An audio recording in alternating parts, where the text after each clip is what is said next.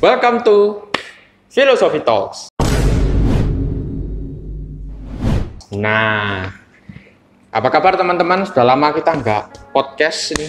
Udah berapa lama? Udah berapa bulan gitu podcastnya nggak jalan, berhenti karena satu dan lain hal. Tapi kali ini kita melanjutkan podcast lagi dan kedatangan bintang tamu yang spesial, Romo Ramon. Ya, Romo bisa diperkenalkan diri. Saya Romo Ramon Adres, Dr. Ramon Adres dari Filipina. Dari Filipina, ya. Yang kebetulan di Indonesia sudah berapa lama, Romo? Sudah 12 tahun. 12 tahun. Lama. Ya, 12 tahun yang lalu saya diajak oleh Monsignor untuk mengajar di sini. Oh, itu jadi diajak untuk mengajar di sini. Sebetulnya mengerikan. Karena 2009 itu adalah tahun lahirnya Fakultas Filsafat. Ya, nanti ya sudah 12 tahun. 2010 sampai sekarang. Ya, di Fakultas Filsafat ini kalau boleh tahu ngajar apa saja? Oh, filsafat abad pertengahan, Humanisme, seminar Thomas Aquino, filsafat ilmu pengetahuan, filsafat pendidikan, philosophy of religion di IBM. Oke. Dan social ethics, etik yang biomedik di kedokteran. Kadang diminta filsafat manusia juga dan seminar Agustinus. Oh iya, banyak ya. Tapi ini kalau yang saya bayangkan ini sangat berkaitan dengan lebih ke agama ya, lebih ke agama mata kuliahnya banyak. Masa ya?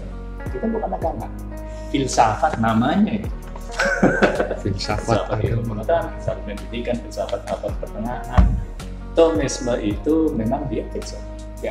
Memang dianggap filsuf. Ya, ada di daftar filsuf. Dan seminar Thomas Aquino. Oke, ya mari kita masuk saja. Kali ini kita akan membahas secara spesifik mengenai sejarah filsafat abad pertengahan. Ya, kalau di kalangan orang umum biasanya itu atau orang-orang masyarakat, mereka belum kenal betul sejarah filsafat abad pertengahan itu seperti apa begitu.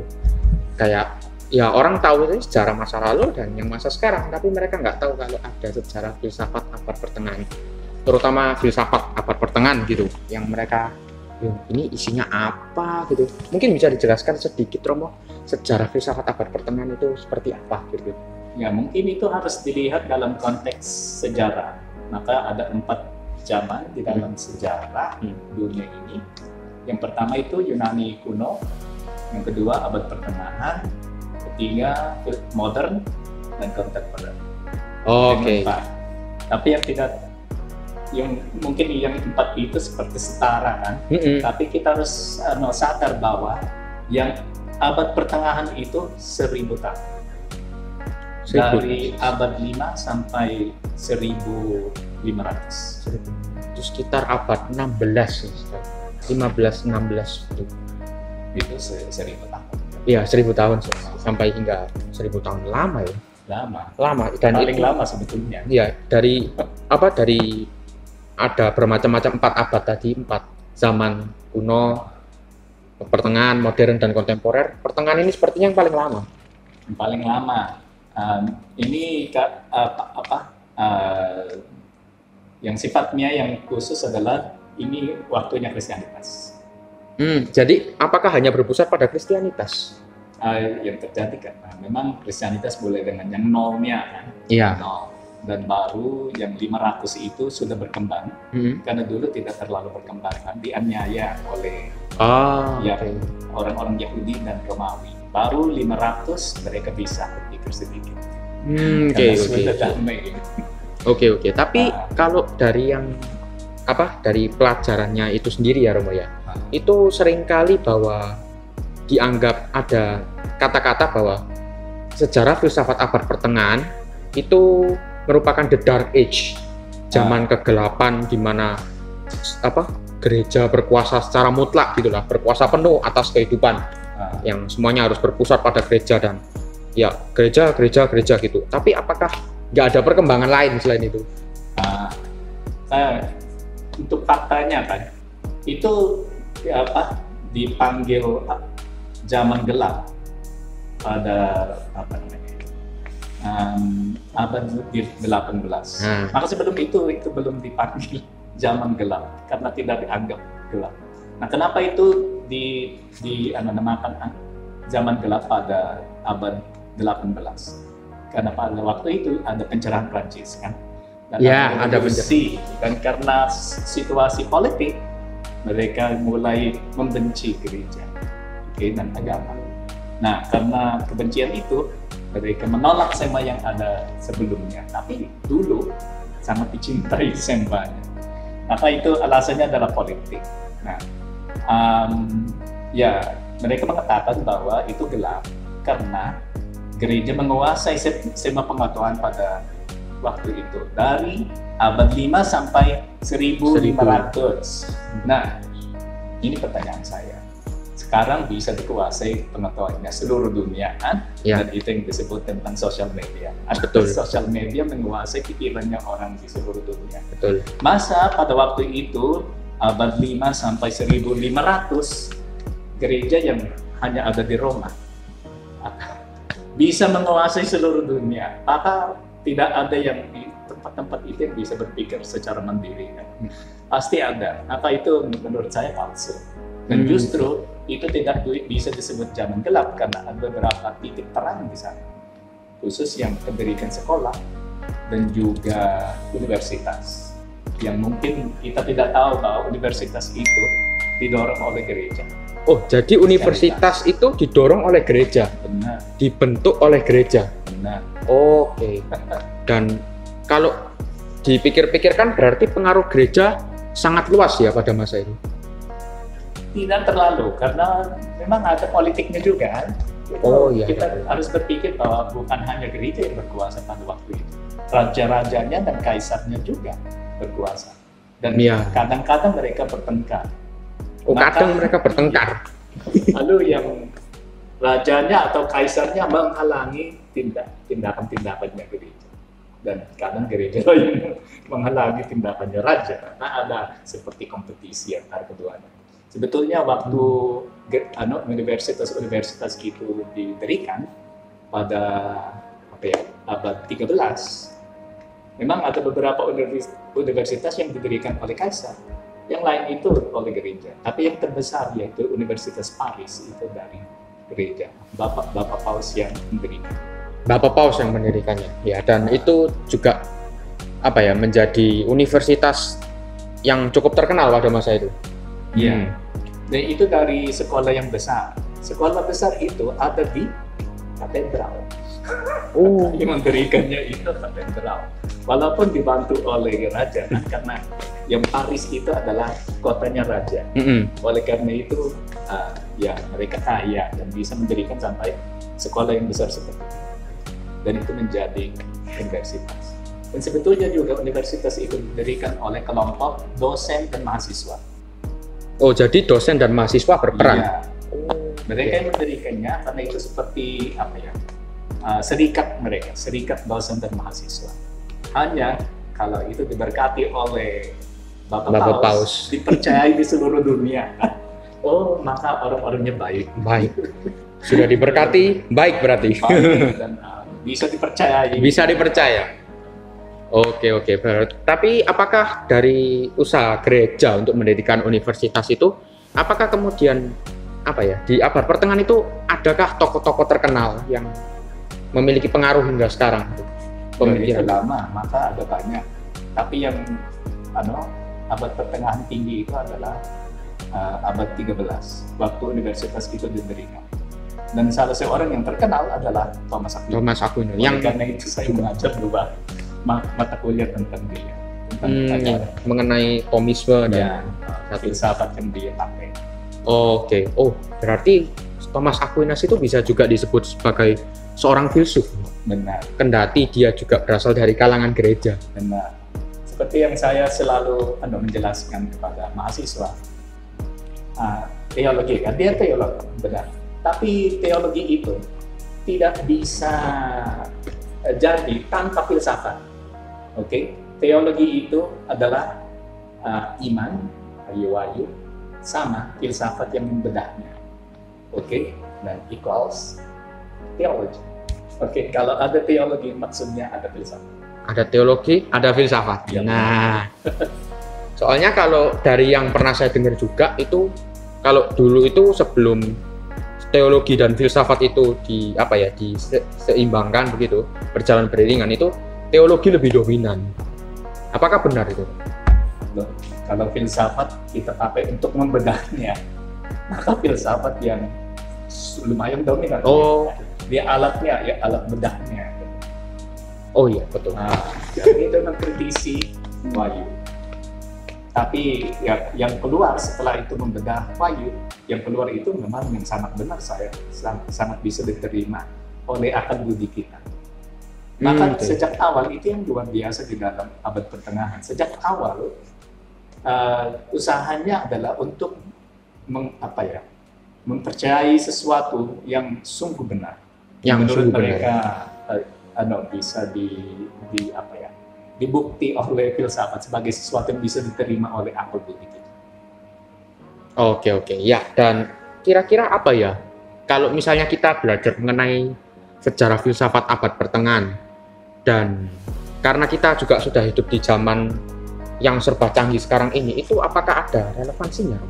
Iya. Nah, filsafat abad pertengahan itu adalah lanjutannya filsafat Aristoteles, Socrates, Plato dan Aristoteles. Yang saya selalu sebut itu metafisikorians. Sebetulnya yang filsafat Yunani dan filsafat abad pertengahan itu lebih intuitif, lebih sesuai dengan intuisi kita. Dan misalnya bahwa kita percaya kepada Tuhan Allah, ya, bahwa kita ada jiwa. Baru tetap di dalam filsafat modern dan kontemporer diragukan semua ini, baru itu. Tapi secara intuitif kita berpikir bahwa aku punya jiwa, ada sesuatu yang lebih tinggi daripada badanku. Dan itu dari Socrates, Plato, Aristoteles dilanjutkan oleh abad pertengahan. Dan memang orang yang percaya kepada Allah cenderung untuk menerima ini. Dan sebetulnya dia dibantu untuk mengerti realitas ini. Oke. Ya, tapi begini Romo, saya pernah mendengar suatu ungkapan bahwa perkembangan pemikiran agama, kemudian perkembangan sistem gereja di zaman sekarang itu mengadopsi banyak dari apa yang sudah ada di abad pertengahan. Itu apakah benar?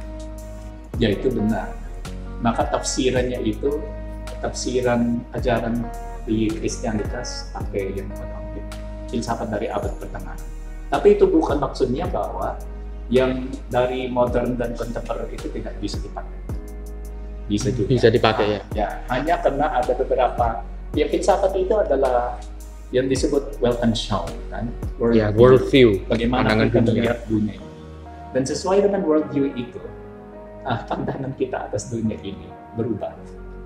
Maka yang didukung oleh Socrates, Plato, Aristoteles dan abad pertengahan adalah keberadaannya jiwa, keberadaannya Allah, dan kemampuan kita untuk mengetahui dunia ini. Ini diragukan di dalam modern dan kontemporer. Ya, itu kemudian menjadi masalah juga di modern dan kontemporer. Yaitu kalau kita mau percaya kepada Tuhan. Kalau kita tidak mau percaya kepada Tuhan, memang tidak relevan bagi kita. Tapi kalau mau percaya kepada Tuhan, sangat relevan, karena itu jalan supaya kita bisa percaya kepada yang spiritual. Spiritual itu tidak ada buktinya di dalam sains, kan? Ya, betul. Tidak bisa diselidiki oleh sains. Iya, benar. Kalau kita pakai sains aja, memang tidak ada jiwa, tidak ada Tuhan Allah. Wah. Tidak ada Tuhan Allah. Waduh, berat. Dan ini juga banyak menginspirasi bahwa sejarah filsafat abad pertengahan ini itu melahirkan tokoh-tokoh dengan pemikiran yang sedemikian rumit seperti Thomas Aquinas itu tadi. Iya. Dan apakah pemikiran Thomas Aquinas itu sendiri sangat berpengaruh hingga sekarang? Sampai sekarang ya ada beberapa neo-Thomis yang memakai itu. Dan seperti yang saya mengatakan, yang intuitif itu masih relevan bagi kita. Hanya kita harus tahu bahwa memang pikirannya manusia itu terus berkembang, kebudayaan kita terus berkembang. Dan apa yang mereka menemukan di dalam abad pertengahan masih bisa masih bisa ada perkembangannya. Gitu. Ada beberapa hal yang tidak dilihat oleh filsafat abad pertengahan, tapi dilihat di dalam zaman modern dan kontemporer. Nah, kita harus mengakui itu karena pikirannya manusia itu terus berkembang. Ya. Dan begini, kalau di sejarah filsafat abad pertengahan itu kan kita sering mendengar mengenai gereja, perkembangan pemikiran gereja, tetapi seperti yang kamu tadi bilang bahwa tidak semua pengaruh gereja itu terasa di semua tempat begitu. Ada beberapa tempat yang mungkin memiliki cara berpikir yang lebih mandiri begitu. Nah, pertanyaan saya tuh, kalau di sejarah filsafat abad pertengahan itu ada ateisme nggak sih, Romo? Ateisme? Ya mungkin kita harus mengerti bahwa yang filsafat abad pertengahan itu kebanyakannya ada di Eropa. Ya. Oke. Sebetulnya yang itu dulu yang kerajaan Romawi, kan? Dan dulu gereja itu sangat kecil, beberapa orang saja, tapi mempengaruhi banyak orang di kerajaan Romawi. Setelah itu kerajaan Romawi itu runtuh. Dan ada banyak barbar yang masuk ke Eropa. Itu bukan orang Kristen, benar? Makanya Kristianitasnya itu seperti hilang dan orang-orang barbar itu datang. Tapi sebetulnya tidak hilang. Karena yang hilang itu adalah organisasinya kerajaan Romawi. Tapi kepercayaan itu tetap ada. Sehingga yang barbar itu yang datang menemukan Kristianitas menjadi Kristiani juga. Akhirnya tersebar di seluruh dunia. Tapi di luarnya, di Cina, di India, kepercayaannya itu berbeda kan. Nanti mereka kita ketemu dengan itu, dan itu memperkaya pengetahuan kita tentang manusia dan tentang alam. Orang barbar bisa menjadi Kristen. Haleluya. Haleluya. Dialah yang kasih berkat. Sayang berkat. Ya, baiklah. Jadi secara selayang pandang, sejarah filsafat abad pertengahan itu cukup menarik ya, Romo, untuk dipelajari ya. Tidak hanya mengenai bagaimana perkembangan pemikiran gereja pada masa itu, tetapi juga ada beberapa pemikiran mandiri yang meruntut sejarah yang juga cukup panjang gitu. Dan Kristiani itu lahir dari sejarah yang cukup panjang berarti. Yang memang yang sistem yang ada di dalam universitas itu dialog. Kalau kita melihat tulisan-tulisannya Thomas Aquinas, itu selalu pro dan kontra. Dan sebelumnya itu sudah pro dan kontra. Maka sikapnya Kristianitas pada waktu itu tetap seperti itu. Ada debatnya. Sebetulnya tulisan-tulisan itu disebut diskusi, kan? Debatkan. Dan dari debat itu kita harus mengambil kesimpulan yang mana yang benar, dan sistemnya harus bagaimana supaya kita bisa menemukan kebenaran. Terbuka. Iya, terbuka yang sistemnya. Oke. Ya, menyenangkan sekali perbincangan kita pada kesempatan kali ini. Terima kasih Romo Ramon sudah menyempatkan waktunya untuk berbincang dengan saya dan tim di kesempatan kali ini. Kalian pasti penasaran ya lanjutannya gimana. Kalau sudah dengar kayak gini nih, gak enak kalau dipotong, cuma ya ada durasi yang harus dipenuhi. Nah, ya baiklah teman-teman. Ingat saja mata kuliahnya. Ikutlah mata kuliahnya. Ikut mata kuliah. Daftarlah di fakultas ini. Oke teman-teman, baiklah sekian dari podcast kali ini. Kita akan berjumpa di lain waktu dan lain episode yang akan mendatangkan bintang tamu yang lebih tidak kalah asyiknya, dan akan banyak lah hal-hal yang bisa kita bahas seputar filsafat. Dan kalau penasaran silakan komen di bawah, beri respon kalian, apa tanggapan kalian mengenai sejarah filsafat abad pertengahan. Jangan lupa juga beri pertanyaan di IG, di manapun lah yang nanti editornya yang kasih ya. Saya nggak hafal satu-satu. Oke, baiklah teman-teman, terima kasih. Sampai jumpa, salam sehat dan salam Philosophy Talks.